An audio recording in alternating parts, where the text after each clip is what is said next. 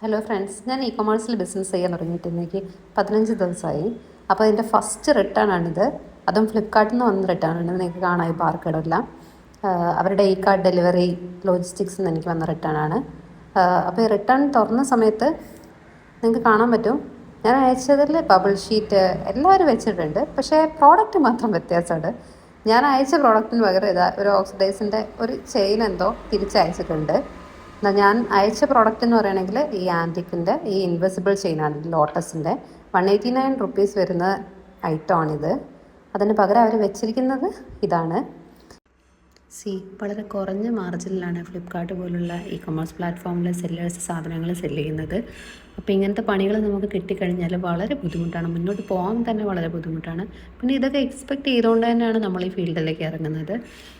എനിക്കിപ്പോൾ ഇത് സുവർണ ബാബുൽ എന്ന് പറഞ്ഞിട്ട് മഹാരാഷ്ട്രയിൽ നാസിക്കുന്ന ഒരു ലേഡി തന്ന പണിയാണ്.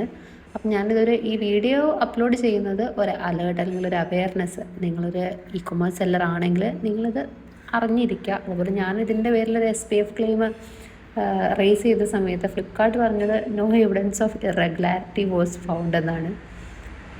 അപ്പോൾ ഇതാണ് നമ്മുടെ അവസ്ഥ. അതുകൊണ്ട് തന്നെ നിങ്ങളെല്ലാവരും ശ്രദ്ധിച്ച് ചെയ്യുക കാര്യങ്ങൾ. Anyway, thank you.